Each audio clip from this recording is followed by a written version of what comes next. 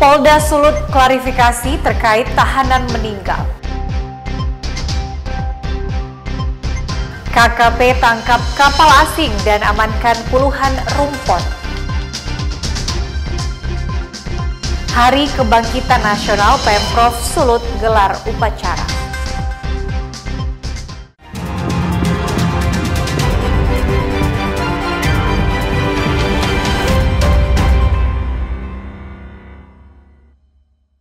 Selamat pagi, saudara. Apa kabar Anda hari ini? Jumpa lagi dalam program Kompas Manado Pagi edisi Rabu 20 Mei 2025. Selain 3 berita utama tadi, Anda juga bisa menikmati sejumlah informasi menarik lainnya yang dihimpun tim redaksi Kompas TV Manado. Bersama saya Ira Matoy, inilah Kompas Manado Pagi selengkapnya, hanya di Kompas TV Independen, terpercaya.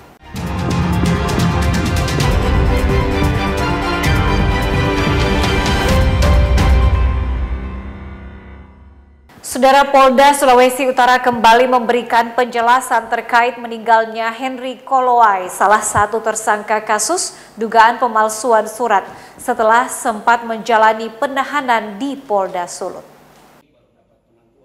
Kabid Humas Polda Sulawesi Utara AKBP Alamsyah Hasibuan menegaskan bahwa sebelumnya tersangka sudah beberapa kali menjalani perawatan di Rumah Sakit Bayangkara dan Siloam Manado. Namun karena kurangnya peralatan di rumah sakit, akhirnya HK dirujuk di Rumah Sakit Prof. Kando Manado. Ditegaskan juga bahwa tersangka dijadikan daftar pencarian orang atau DPO karena mangkir dari panggilan penyidik sebanyak 3 kali. Polda Sulawesi Utara pun membantah adanya isu intimidasi penyidik kepada tersangka. Karena selama ditahan, pihak penyidik selalu berkoordinasi dengan keluarga ataupun kuasa hukum tersangka. Sementara itu, kuasa hukum keluarga Alan Kolowai, Chairul Oscar Johanis, membantah pernyataan Kabid Humas Polda Sulut soal ketidakkooperatif almarhum Alan Kolowai. Karena pada saat pemanggilan klarifikasi pertama dan penambahan BAP, almarhum meski dalam kondisi sakit datang di ruang penyidik Harda untuk dimintai keterangan. Penangkapan. Namun setelah mencari dan tidak ditemukan, sehingga dibuatlah namanya DPO pada tanggal 17 Maret 2025 yang sudah didistribusikan atau dikirim ke seluruh jajaran. Ya.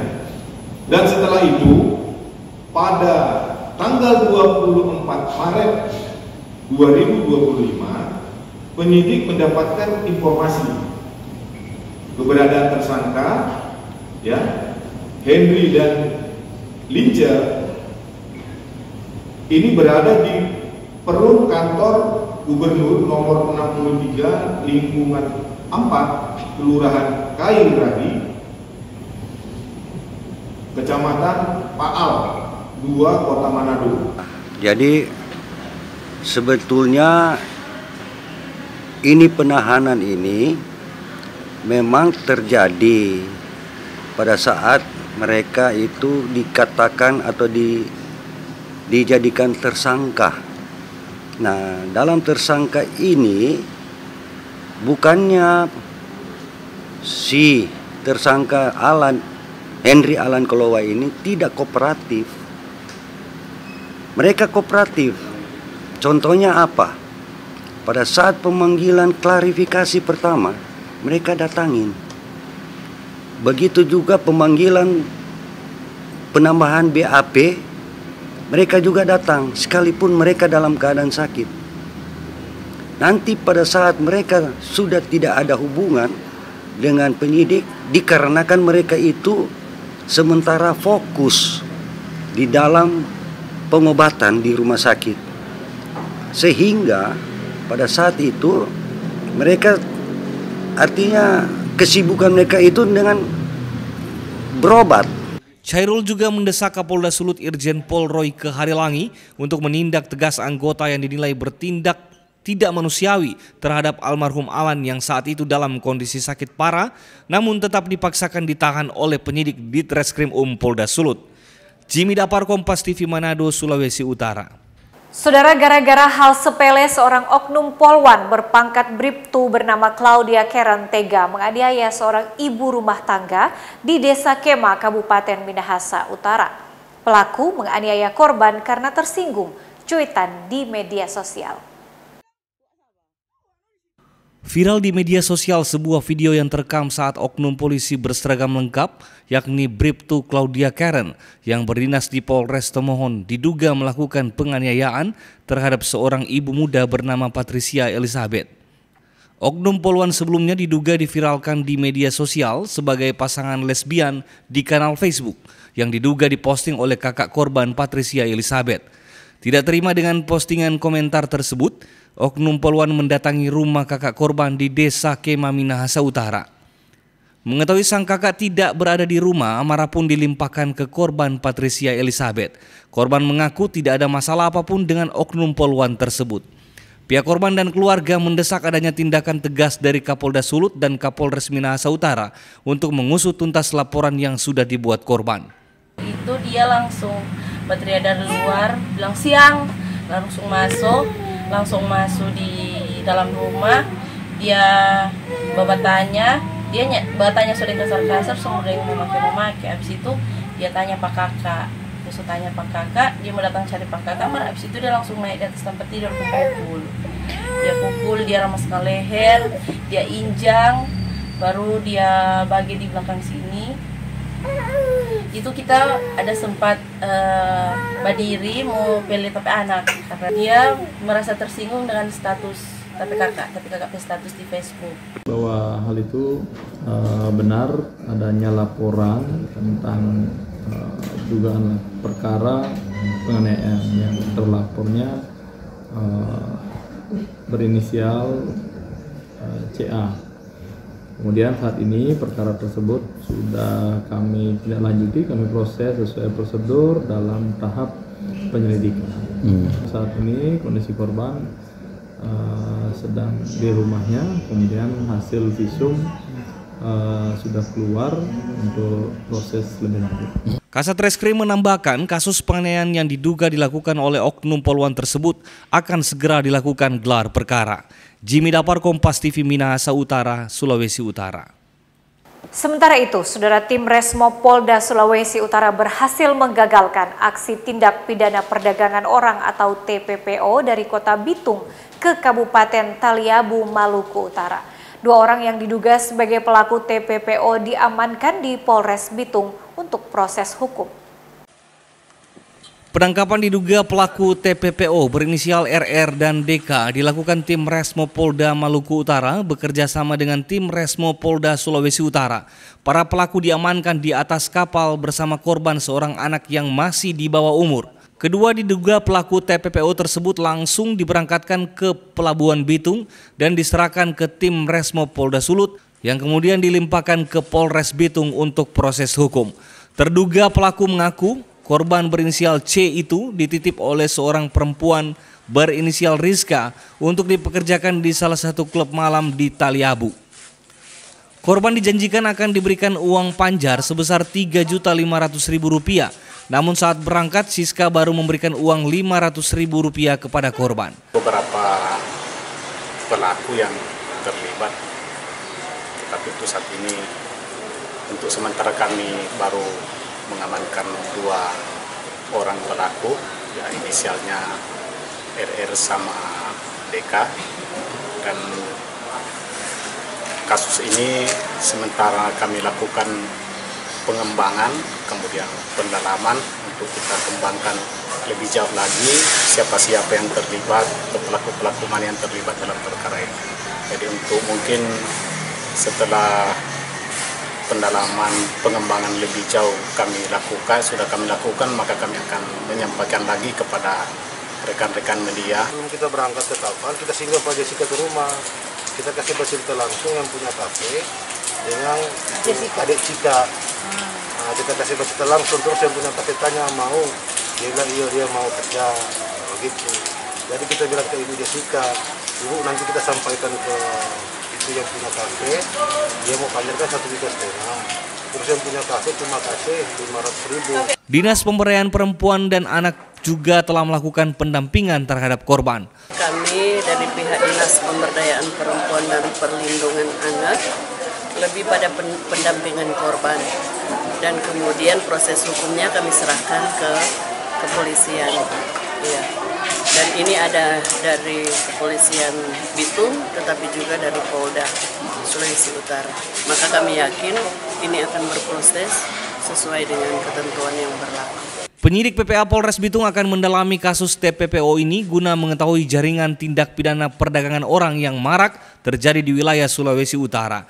Jamie Anis, Kompas TV Bitung, Sulawesi Utara. Sementara itu, Saudara, Badan Perlindungan Pekerja Migran Indonesia Provinsi Sulawesi Utara terus menelusuri kasus eksploitasi terhadap masyarakat Sulut yang berangkat untuk bekerja ke Kamboja. Maraknya kasus penipuan hingga penganiayaan terhadap pekerja asal Sulawesi Utara yang berangkat ke Kamboja terus ditelusuri pemerintah.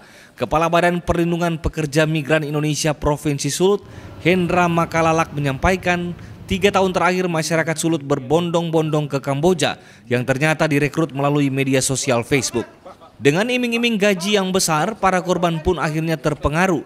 Namun sayangnya mereka tidak diberangkatkan ke Kamboja, melainkan ke Taiwan maupun Hong Kong. Selain itu, para korban dieksploitasi dengan bekerja 1 kali 24 jam dan tidak jarang menjadi korban penganiayaan bila serta tidak dibayarkan gaji bila tidak memenuhi target kerja.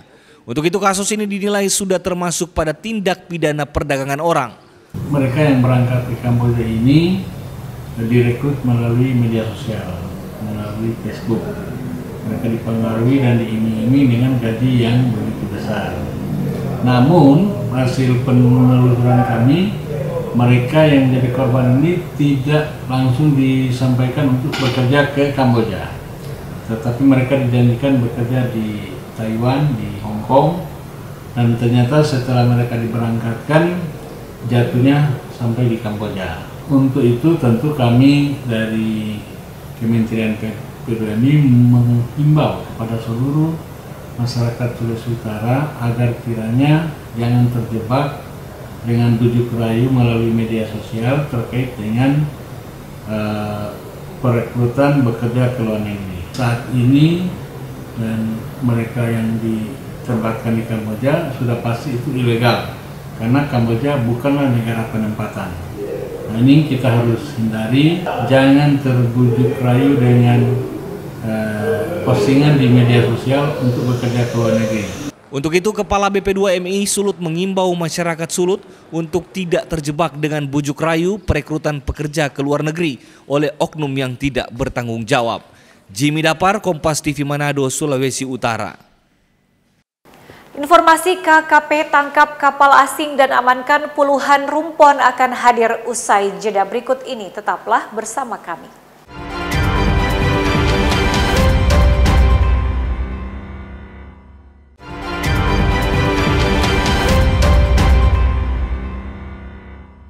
Kembali bersama kami di Kompas Manado Pagi, Saudara. Direktorat Jenderal Pengawasan Sumber Daya Kelautan dan Perikanan PSDKP, Kementerian Kelautan dan Perikanan KKP Republik Indonesia berhasil menangkap 1 kapal nelayan asing yang beraktivitas di wilayah teritorial Indonesia tanpa dokumen lengkap dari pemerintah Indonesia.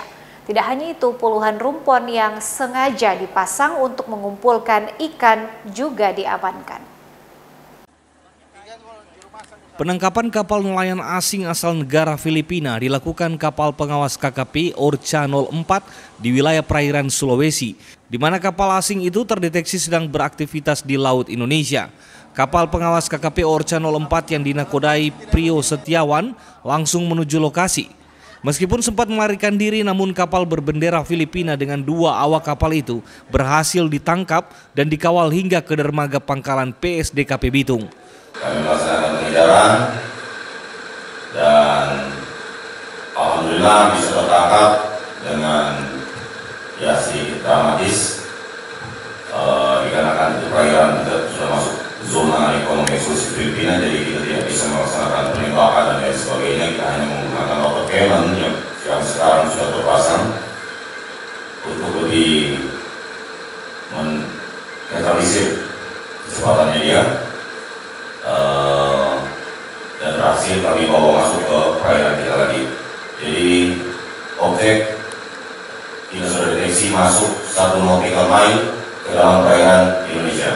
Menurut Kepala Pangkalan PSDKP Bitung Kurniawan, penangkapan kapal asing dan sejumlah rumpon ini setidaknya dapat menyelamatkan potensi kerugian negara. Kerugian negara yang berhasil diselamatkan dari pengamanan 21 rumpon ilegal ini mencapai antara 30 sampai dengan 50 miliar atau diakumulasi berdasarkan tangkapan terdapat sekitar 630 sampai 1050 ton potensi ikan milik kita yang dapat diselamatkan. Kapal ikan dan puluhan unit rumpon bersama 2 awak kapal kini diamankan di Pangkalan PSDKP Bitung untuk proses hukum.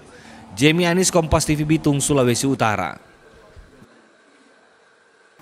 Saudara, Kapolres bersama Kepala Badan Penanggulangan Bencana Daerah atau BPBD Kabupaten Minahasa Utara meninjau langsung proses pembersihan material longsor di Desa Tanggari. Hujan deras masih terus mengguyur Kabupaten Minahasa Utara hingga Selasa 20 Mei 2025. Sejumlah lokasi longsor di Jalan Air Mandidi, Sawangan terus dibersihkan Polri bersama masyarakat dan pihak pemerintah. Dari pantauan Kapolres Minut AKBP Aulia dan anggota serta pihak BPBD Minahasa Utara gotong royong bersama masyarakat bahu-membahu membersihkan badan jalan yang masih ditutupi material tanah. Kapolres pun mengimbau masyarakat untuk tetap waspada dan memperhatikan situasi cuaca. Jika terjadi hujan deras, disarankan untuk melewati jalan alternatif lain. Pada hari ini saya bersama dengan Ketua BPBD di lokasi longsor di perbatasan antara Sawangan dengan Tanggari.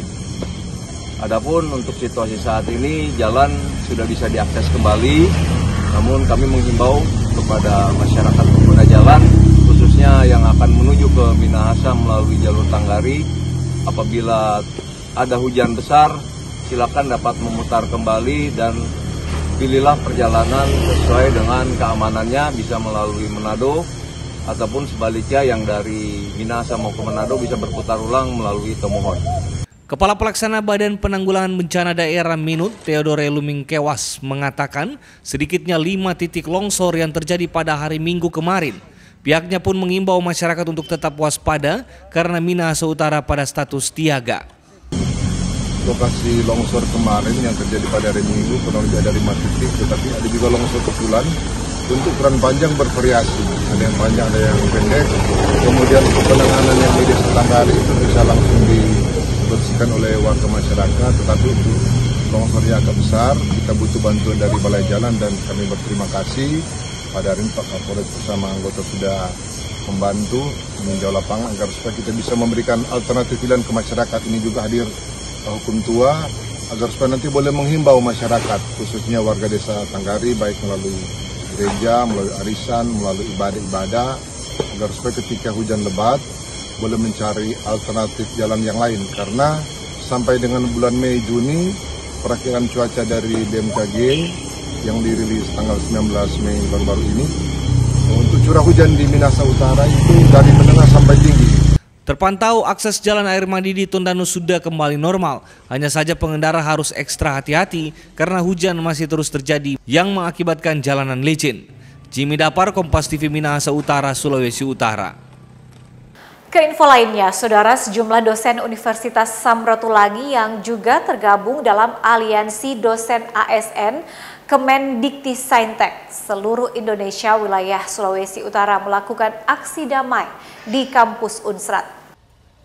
Bertepatan dengan momen Hari Kebangkitan Nasional, sejumlah dosen Universitas Samratulangi menggelar aksi damai di kampus Unsrat Senin siang.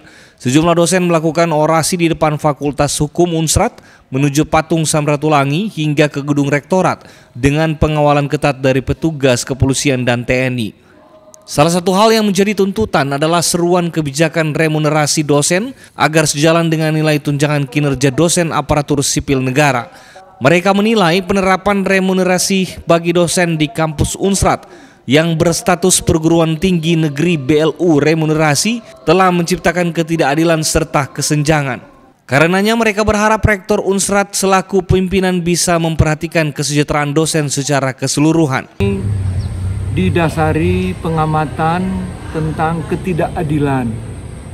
Jadi judul kegiatan kami hari ini adalah Bangkitlah, Tegakkan Keadilan. Ada 4 tuntutan Pertama, kami menuntut agar tunjangan remunerasi yang diterima dosen-dosen di Universitas Samratulangi itu minimal sekurang-kurangnya setara tunjangan kinerja standar nasional. Tuntutan kedua, yang jika dalam keadaan atau status Unsrat saat ini sebagai badan layanan umum yang telah menerapkan remunerasi,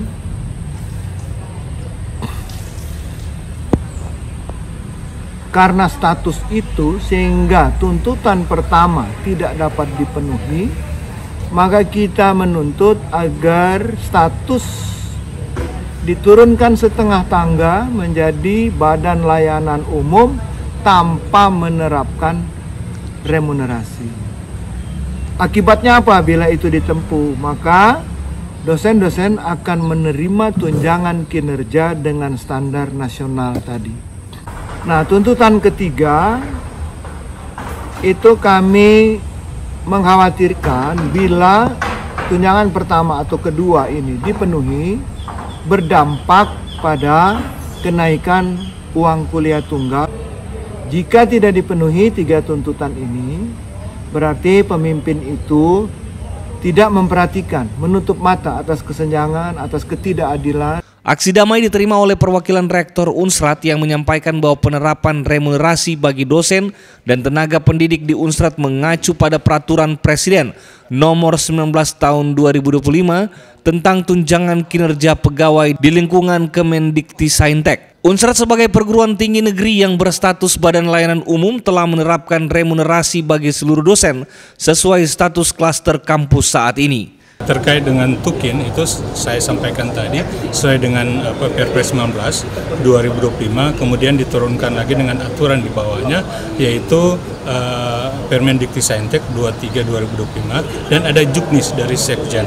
Untuk di Perpres itu sangat jelas di isinya bahwa untuk PTN BLU yang sudah menerapkan remunerasi itu tidak mendapatkan tukin karena Unsrat juga sudah menerapkan remunerasi dari tahun 2023 dan perlu Bapak Ibu ketahui 2022 perlu Bapak Ibu ketahui bahwa remunerasi Universitas Samratulangi penerapannya itu sudah diaudit, setiap tahun diaudit oleh kantor akuntan publik karena kami PTN BLU sudah diaudit, itu tidak ada temuan sedikit pun. Kemudian beberapa bulan yang lalu sudah juga diaudit pertama kali oleh BPK bahwa tidak ada temuan apapun sehingga penerapan remunerasi di Universitas Samratulangi sejak tahun 2023 akhir sampai 2024 pemeriksaan itu tidak ada temuan-temuan.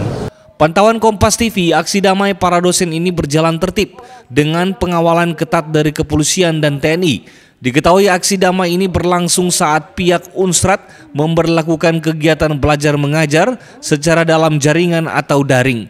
Yana Mika Singal, Kompas TV Manado, Sulawesi Utara. Kompas Manado akan hadir kembali dengan informasi Hari Kebangkitan Nasional. Pemprov Sulut gelar upacara. Jangan kemana-mana, tetaplah bersama kami.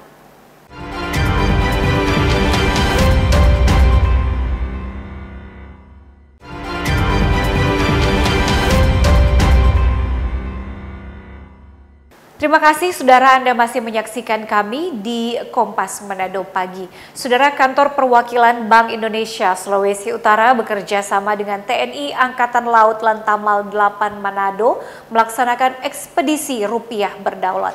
Tujuan utama dalam kegiatan ini adalah untuk memenuhi kebutuhan uang rupiah dalam jumlah cukup untuk dibawa dan disebarkan di wilayah pulau tertinggal dan terluar serta terdepan. Pelepasan ekspedisi rupiah berdaulat berlangsung di Dermaga Satrol Angkatan Laut Lantamal 8 Bitung pada Selasa pagi.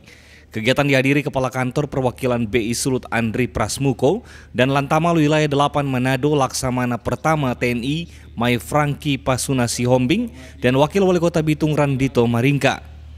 Pelepasan ekspedisi rupiah berdaulat ditandai dengan pemakaian rompi kepada para personil Angkatan Laut dan jajaran kantor BI Sulut. Ekspedisi Rupiah Berdaulat akan berlangsung selama 6 hari dari tanggal 20 hingga 26 Mei 2025 di pulau terluar, terdepan dan tertinggal seperti di Pulau Miangas, Kawaluso, Kawio, dan Pulau Tagulandang. Ekspedisi Rupiah Berdaulat ini menggunakan kapal KRI Pari 849 dengan membawa uang rupiah sebesar 5,1 miliar. Kepala BI Sulut Andri Prasmuko menyampaikan ekspedisi ini bukan hanya bertujuan terkait distribusi uang, namun menghadirkan peran negara ke seluruh wilayah, di mana memastikan melalui rupiah negara hadir, peduli dan melindungi warga, terlebih khusus yang ada di Pulau 3T. Tadi seperti saya sebutkan di sambutan tadi bahwa kita bersama Angkatan Laut maupun pemerintah daerah ingin bahwa masyarakat di pulau terluar itu merasakan keberadaan kami, keberadaan pemerintah Indonesia dengan upaya melayani penukaran uang-uang yang lusuh dengan uang-uang yang lebih baik lagi. Selain itu kan tadi juga perlu ditekankan bahwa dengan adanya Angkatan Laut yang bersama kami itu juga memberikan rasa aman kepada masyarakat yang di pulau terluar. Jadi yang intinya paling utama adalah keberadaan pemerintah Republik Indonesia itu ada dan menjangkau masyarakat yang di tempat-tempat yang terpencil.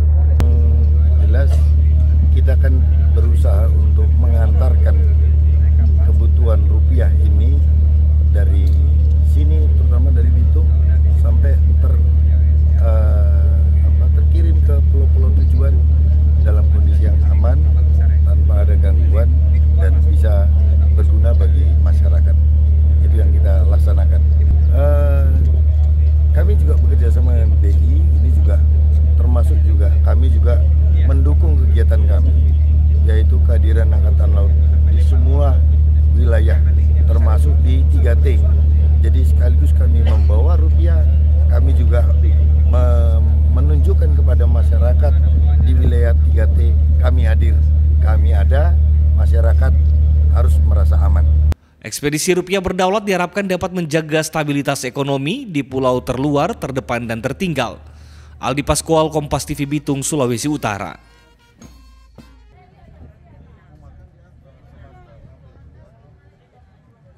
Saudara, ratusan aparatur sipil negara di lingkup Pemprov Sulawesi Utara mengikuti upacara Hari Kebangkitan Nasional yang dipusatkan di halaman depan kantor Gubernur Sulut. Upacara dipimpin Wakil Gubernur Sulut Victor Mailangkai pada Senin pagi. Wakil Gubernur Sulawesi Utara Victor Mailangkai memimpin jalannya upacara Hari Kebangkitan Nasional di kantor Gubernur Sulawesi Utara. Upacara Hari Kebangkitan ini diikuti oleh para kepala satuan kerja perangkat daerah serta ratusan aparatur sipil negara di lingkup pemerintahan Provinsi Sulut. Wagub membacakan sambutan dari Menteri Komunikasi dan Digital Republik Indonesia Mutia Hafid yang mengingatkan sejarah bangsa 117 tahun yang lalu di tengah keterbatasan dan tekanan kolonialisme, lahir kesadaran baru untuk menyalakan api perubahan. Melalui pendirian Budi Utomo, bangsa Indonesia membangun keyakinan bahwa kemajuan hanya mungkin dicapai bila kita bangkit berdiri di atas kekuatan sendiri. Selanjutnya, Wakil Gubernur menyampaikan harapannya selaku pemerintah daerah agar momentum Hari Kebangkitan Nasional harus dimaknai untuk memperkokoh kesadaran nasional kita sebagai bangsa yang merdeka menuju Indonesia Emas tahun 2045. Hari Kebangkitan Nasional yang ke-117 ini memperkokoh kesadaran nasional kita sebagai suatu bangsa yang merdeka, yang diperjuangkan dalam akar perjuangan yang panjang sejak 20 Mei lahirnya Budi Utomo pada tahun 1908.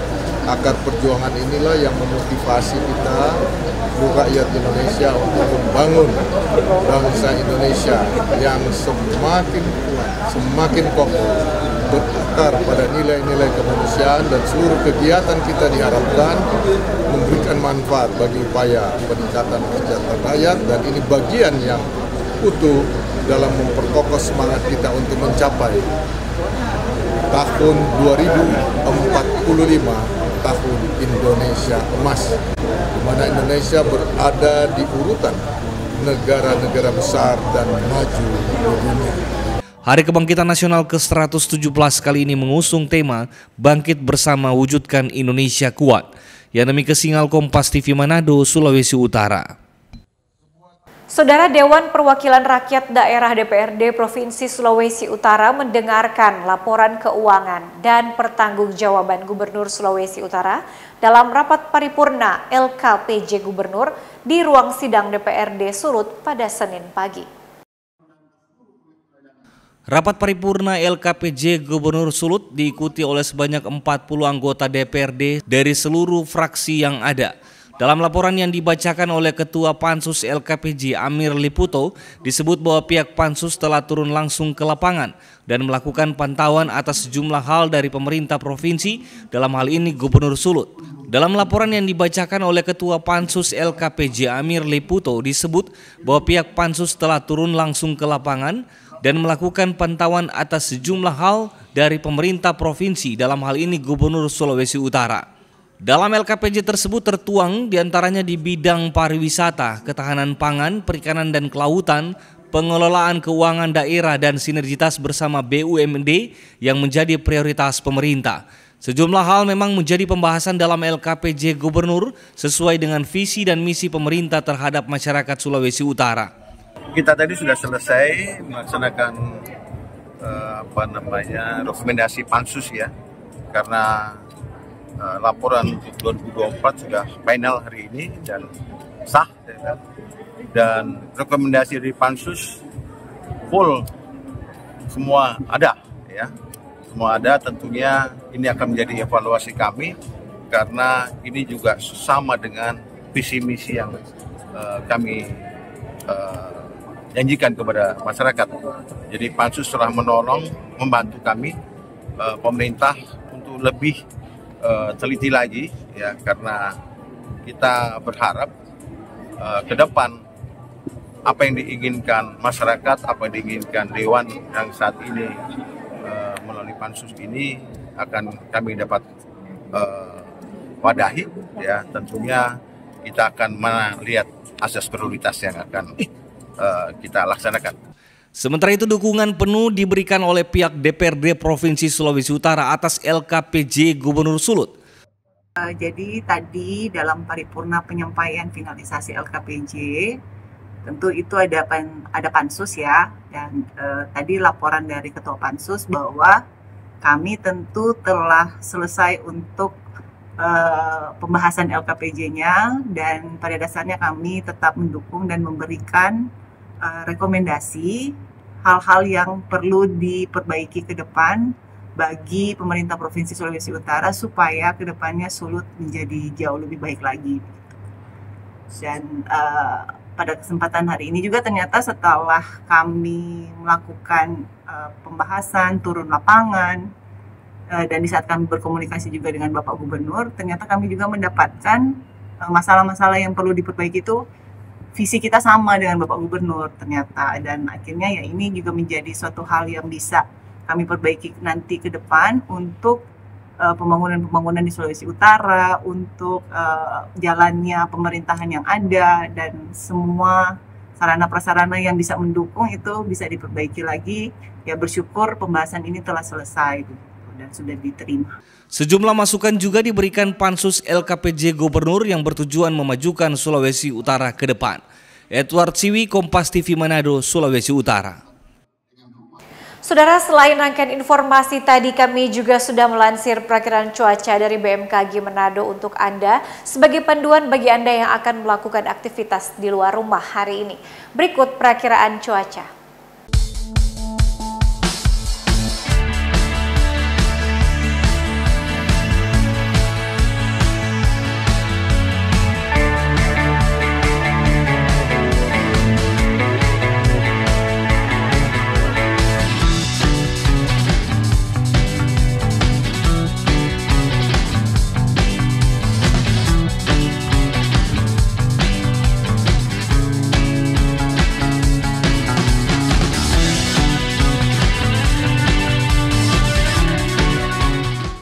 Informasi tadi menutup jumpa kita dalam Kompas Manado pagi hari ini. Saya Irama Toy pamit undur diri.